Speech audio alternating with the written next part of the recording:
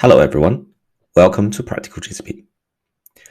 Today I want to focus on a very important topic about observability and how to improve your organization's observability with the Cloud Asset Inventory service of Google Cloud. So before we dive into the service and what it actually does, let's just talk a little bit about observability. So this is the term, I guess, used by many companies and organizations to kind of reflect or showing the capability of how well you can actually observe your systems. So this, so what I've quoted here is from the School of SLE on the LinkedIn open source GitHub, which I quote, "So engineers often use observability when referring to building reliable systems. Observability is also a term derived from a control theory.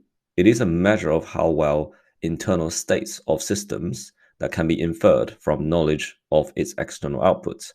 So I guess in short, my interpretation of observability, and especially quite related to today's topic I'm talking about, is how well you can actually use data, use visualizations, using the things that can give you the ability to investigate issues quickly and then kind of get down to actions which can help your organization not only monitor the system's health, but also from security and compliance perspective to aid you to run better applications altogether, right? So, and this leads to the Cloud Assets Inventory service, which I came across a while ago, but I think it's really important. I think you should look into this, and I'll talk about a number of examples how this could aid you in your organization to really improve your observability of your systems. This is something I've got from the documentation page, and there's a few things quite important about the Cloud Assets Inventory service. So it's basically a time series database, right? So think it as something that can give you, in this particular case, 5 weeks of history of everything that has happened on Google Cloud Asset metadata. So what this means is asset metadata you can see as for example, a Google service. So it could be BigQuery, could be something that happens to your IAM groups. So this can all be an asset of be part of the asset of your metadata. So this would give you the ability to search. You're using a customized query language. You can also export your data into the specific places like BigQuery or cloud storage to do detailed analysis. And one of the very powerful things that this thing has is the real-time notifications, right? This is like basically whatever service that you have in Google Cloud, you can subscribe to certain events with conditions or without, and then it will actually publish these as messages where you can subscribe to those events and then trigger specific actions, which could be security related alert, and it could be certain things you want to track when deployment has happened on a service. So it could be any sorts of things. And finally, the ability to analyze IAM policy to find who has access to what. So in today's session, I will specifically focus on 5 use cases, which in my opinion are the most useful things this service can offer in organization. So that includes the bird's eye view of to see what is happening at a high level in your organization, and then the resource level lookup, and then how you can track the change of assets. The IAM policy inspection has some very interesting features that I'll show you, and obviously the IAM analyzer with some templated things that actually help you to debug or track what actually happens in your organization, specifically related to IAM changes. And last not the least, as I mentioned in the previous slide, the PubSub trigger, right? So that's the subscription of these services, the events of the metadata changes, and then that would allow you to trigger other things in your system to take actions of these behaviors. So let's start with the bird's eye view. If I go to the, you can see this page. This is the main page and I am admin asset inventory, right? So this is the overview of the asset inventory service. So as you can see, you have this bird's eye view of a number of useful sections, right? This is region, this is the results per service broken down into categories. But I'll focus on this one, which is quite interesting. So this is one of the project. This is the sandbox project for the practical GCP channel. And from what I know, all of my resources should have been created in the Europe region, right? Most of them are in the UK. There may be one or two things in the Europe North region, which I was trying things out. But I don't recall myself creating anything in the US region. So this is a bit weird. So as you can see, I have the bird's eye view. I can see there is something as a result that has something in this region, which potentially isn't something in a desired location I would like to be, right? What I can do is I can actually click on it, right? When I click on it, it shows me, oh, there's actually two cloud storage buckets in the US central region, and it tells you exactly when it was created and when it was last updated. You can see this was quite a while ago. But one thing is interesting is if I click on this one, which looks kind of more suspicious, not necessarily something I'm familiar with, it shows you all of the information, including where this bucket is, and then the change history, if there's anything changes. But in this particular case, there isn't. But later on, I'll show you one example that when it is changed, how you can track what is actually happening. The full metadata of this service, of this asset, so you can see everything about it, right, from the location to the details of the endpoints and everything else. And obviously, if there's any IAM policies, attached to it. So because I don't know what it is, right? So what I can go to is to go to this thing, which I have previously prepared. I can see, oh, hang on a second. There is a bucket. This doesn't look like something I've done because it has a readme that do not delete the bucket, which does ring a bell. That's something that might have happened. If I click on that, so what it's actually saying is this is the bucket managed by Google Cloud Functions. So please do not delete it or modify its configurations.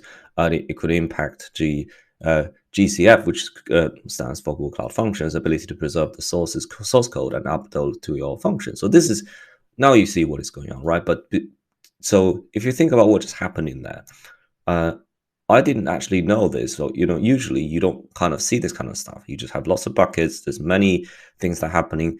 But with this kind of observability with the asset metadata, you can drill down from the very top level and then dive into the specifics, right? So this is region-related problem. Okay, the next thing is around the results lookups on asset. So what I can do is on the results, is the second tab here. One thing I can do is, okay, I remember a couple of weeks ago, I was doing a video on data stream. In that process, I've actually created a table which is mirroring the binary logs from the Cloud SQL database. So if I look at the tables, I think it's called customer or something. Let's see if I can find it.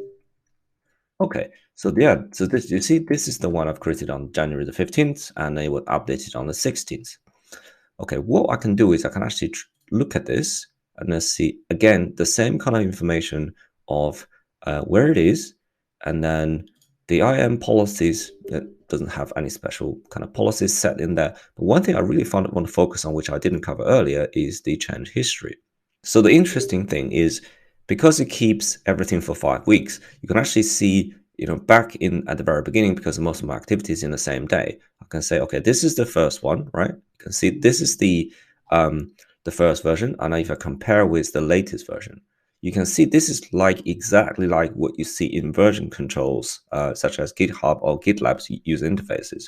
You see what happened here was between these two versions, right? You can see the schema of this table has been changed. So this new column has been added. So this is something that's very, very interesting. You can see the column, the new column. So this one is actually because the data stream service is able to deal with certain degree of schema evolution. As part of that schema evolution process, when the source Cloud SQL database has added a column into a table, it automatically added the column to the BigQuery table as well, right? But this is kind of event you don't usually see from anywhere, right? You can go to the table and look at it, but how do you know it actually happened? So this actually gives you the exact timestamp. You can even drill down to the more detail to see exactly which version this has happened, but you can see this has happened, and you can see the timestamp of this version and then versus the timestamp of this version. So this is super powerful to allow you to see exactly what kind of asset has been through what kind of changes over time. Okay, the next thing is about the third tab with the IAM policy. So this one has a number of very interesting predefined things. So one of these things is I found very useful is the privileged roles, right? Privileged roles means anything that has a lot of permissions that open up.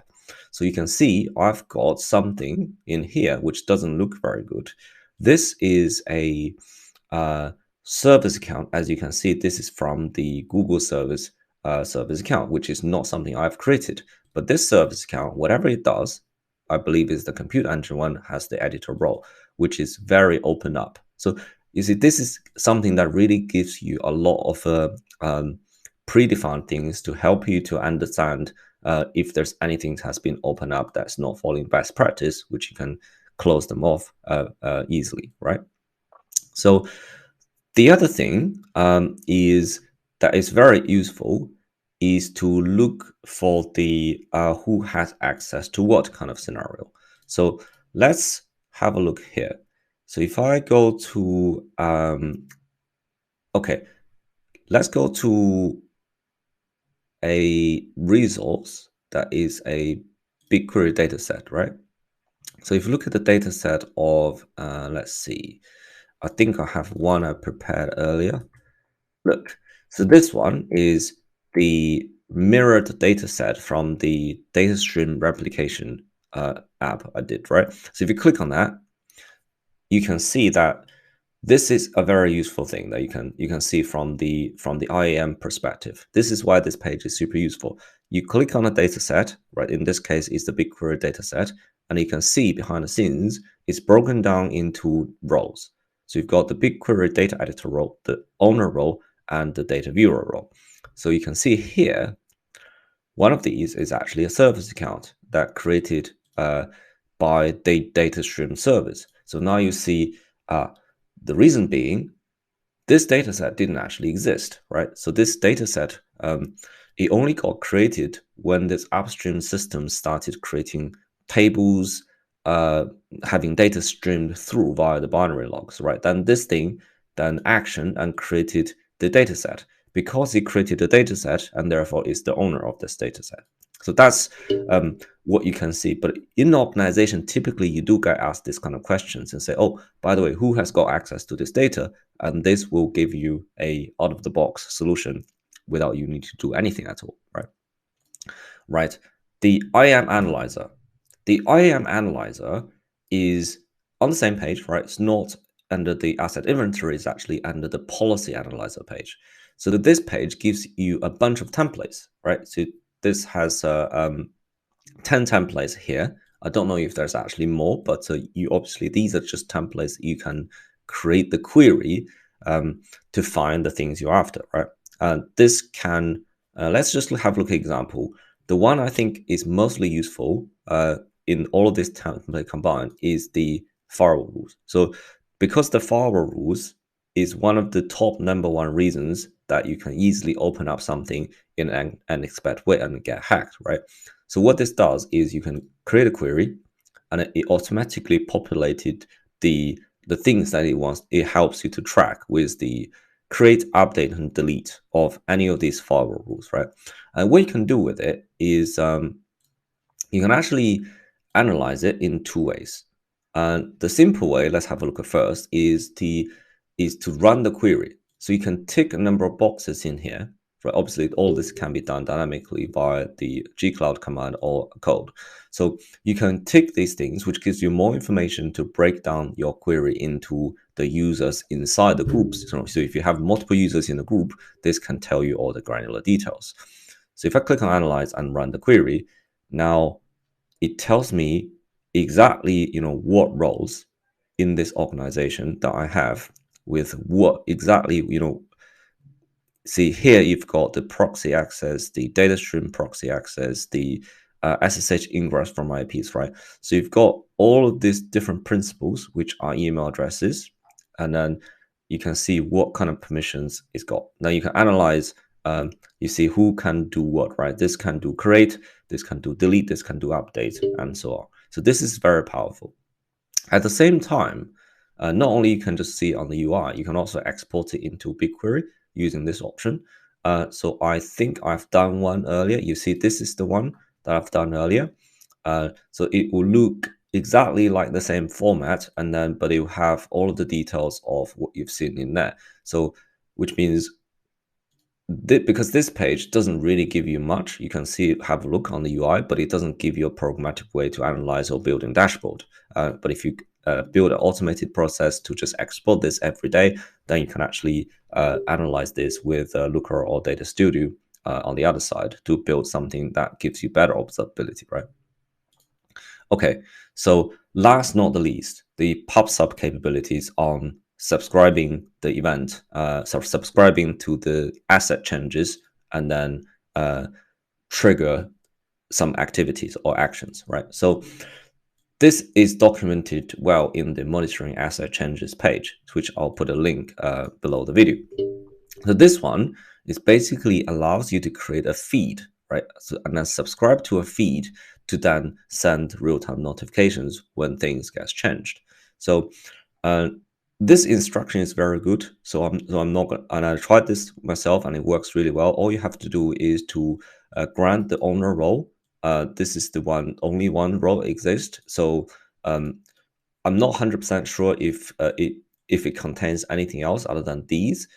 But if you prefer to be, very granular, create a customized role just to cover these 6 permissions. But then what you want to do is to create the pub/sub topic and then add the binding to make sure the topic is created in this particular way, right? And so the rest of it is actually examples. So what I've done is I've actually modified one of the examples below. But if you just have a quick glance of the feed, the parameters you can use, you give it an ID, you give it a name, you give it a type, right? The type is if you actually click on it, the asset type, this is very well documented with all of the details of what access type you've got. So for example, if you search for storage, you get this one, right, which is your cloud storage. Therefore, then you can use in the command. You can also add conditions with condition expressions. So the condition expressions are the things, if you have a look here, that you can add, in this particular case, including using these kind of expressions to see.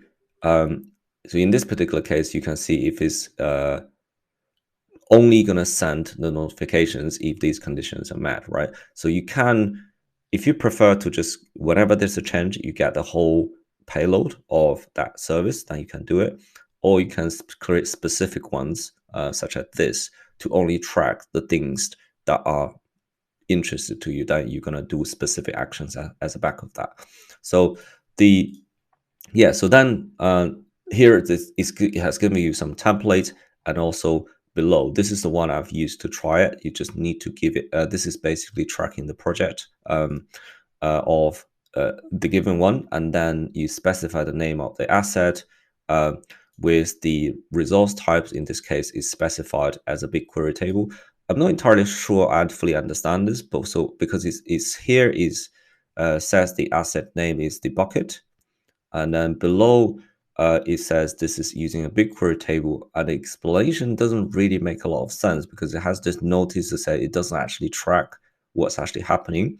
So, but what I think what this really means is what I've done is I've used the asset type of cloud storage, right? So on both of them. So what I've tracked is this particular bucket, right? And then I've tracked this bucket in the sense of anything that would happen to this bucket. But when I tested it, I think the description isn't exactly correct here. What it says is the following commands create notifications from this topic when content changes within this bucket. But that's not what I've actually seen. So what I've actually seen, which make more sense, is if you make any changes on the bucket itself, the configuration of the bucket. So I've done a number of things on the bucket, such as changing the uh, one thing I've done is I added a label with dummy1, and the other thing I've done is I've changed the permissions to remove public access, right? So this has got public access prevention. So I've done two things, and you can see in the pub/sub message, this is one. The other one I actually acknowledged it, so expired, but this one is one of these things that I've changed has triggered the full message payload. So this thing is JSON, and you can format it apparently. It has everything that you need to know about the bucket, but it doesn't actually tell you um, exactly what has triggered it in here. So this is why I said earlier, it's probably better if you know exactly what you're looking for to, if you don't know, if you want to know exactly what has triggered it, use the conditions. But if you don't want to do that, but you have a certain things that you're interested to track, which such as if you look at this bit, the public access prevention now has been changed to enforced. So by default, it's called inherited from the parent project. So you can actually track the things you're interested in, right? Because you could just get this whole payload and then do the tracking on the interested bits yourself. But it does work, right? At the very bottom here, you can also, I don't think there is actually a interface in the console that you can actually see these ones that's been subscribed and what is actually happening, but you can use the describe if you know the name of the feed, or you can list all of the feed under a project name. So that is something you can do to find out what has been set up. Okay, there is one more thing. In the overview, obviously, this is what's happening within the project. But the asset registry, and one of the most useful things is not project level. You can look at it project level, but as you can see, if I go to the org level, right, in this case, then I see a lot more things going on. So this is everything that is happening in the organization that I've used in here. So you can see now I've got a lot more regions, the things being created in different regions, which obviously a lot of these are outside of the scope of this practical TCP channel. But you can see that it does give you a lot more powerful things that for you to see exactly the same set of features at org level or folder level, right? I think that's all the content I'm going to cover for today.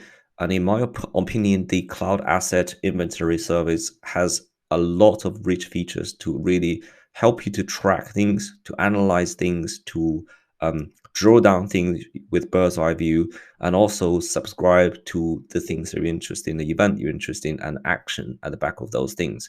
The subscribe and action, in my opinion, is probably the most useful one, because if you just can look at it, you can't actually automatically programmatically do something at the back of those things. So that's what's the subscription-based feature that gives you that. So and then if you subscribe to the things you're interested in, you can immediately trigger certain things, whether that's security related or compliance related, or you just want to send something to Slack. So these are all up to yourself to do, because it's just a message in PubSub.